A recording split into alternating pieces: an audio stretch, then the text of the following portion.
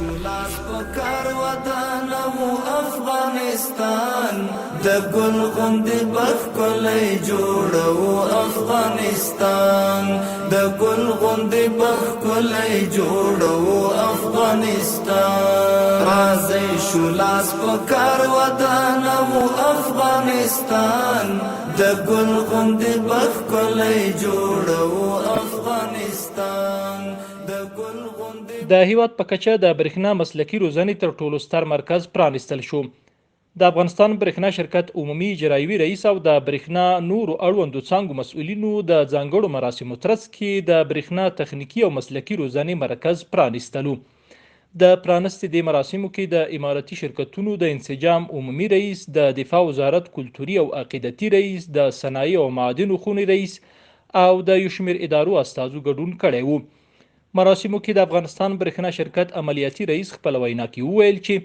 دلته به دوی ته هغه د اداري سیستم د خپل فعالیتونو تخنیکي مسایلو په روش کې د هغه په بهبود کې به دوی ته مختصر کورسونه ایجادیږي او هغه فرامین، هغه قوانین، هغه تغییرات په اصولو په اساسنامه د کارونو د پرمختګ په لحاظ کېږي. همدلته به هغو ځوانان تربیت ورکول کېږي او دلته به د موږ قدرمنو مجاهدینو ته هم تربیت ورکول کېږي. دغه راز د اماراتي شرکتونو د انسجام لوی رئیس ښاغلي مولوي احمد جان بلال د دغه مرکز بشپړېدل مهم وبلل او زیاته یې کړه چې برېښنا د هیواد د صنعت په برخه کې د صنعت سکتور ته تقریبا یو حیاتي حیثیت لري. که چیرته موږ تاسې د صنعت برخې ته کافي برېښنا ورکو نو زه په دې باوري یم چې په ډېر لنډ وخت کې به د موږ هیواد د صنعت په برخه کې خودکفا شي. مراسمو کې د ملي دفاع وزارت کلتوري او عقیدتي ریاست رئیس مولوي عبدالرحمن منیر بیا مسلکي او علمي برخه کې د کیفیت لوړېدو لپاره دا مرکز مهم وباله. ان شاء الله دا د برق یو عظیم نعمت دا به یو وخت داسې کېږي ان شاء الله. زه پر دې سټیټ باندې یم دا به انشاءالله تاسو بیا دا ورځ را په یادم سي چې یو وخت مولوي صاحب دا خبره وکړه چې دا به 24 ساعته وي دا برق انشاءالله ټول ولس ته به رسېږي. ورته مهال د صنایع او معادنو خونې رئیس شیرباز کمینزاده خپل وینا کې څرګنده کړه چې الحمدلله د موږ فابریکې د 15,000 فابریکو نه 6,500 فابریکو ته په یو نیم کال کې ورسېدې یا په 2 کالو کې. دا دغه امتیازات وو چې ورکړل. د برېښنا شرکت دغه لوی روزنیز مرکز چې نن پرانستل شو د برېښنا شرکت کارکونکو ته به په تخنیکي او مسلکي برخو سربیره د اداري کمپیوټر مدیریت او عوایدو راټولونې په ګډون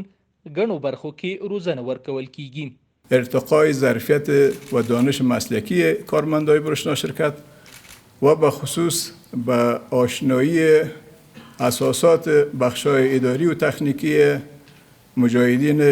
محترم جدید التقرر که از ولایت‌های مختلف و من جمله در خود شهر کابل هستند اقدام بکنیم. دا مرکز د 3 میلیونه ډالرو په لګښت د نظري او عملی روزنې ټولګیو او ورکشاپونو درلودونکی دی چې هر کال به د برېښنا زرګونه انجینران، تخنیکي او نوي ګمارل شوي مجاهدین او کارکوونکو ته په 9 بېلابېلو برخو کې دوی ته د روزنې زمینه برابریږي. د دې مسلکي روزنو سره به د برېښنا خدماتو وړاندې کولو، د چارو معیاري کولو او برېښنا رسونې پروسه نوره هم مسلکي او معاصره شي. دغه مرکز کې به د نوي عصر غوښتنې سره سم تخنیکي کسانو ته زده کړې ورکړل شي او د ترلاسه شویو زده کړو نتیجه کې به د برېښنا تاسیساتو ساتنه او څارنه او د برېښنا رسونې خدمتونو کې ښه والی راشي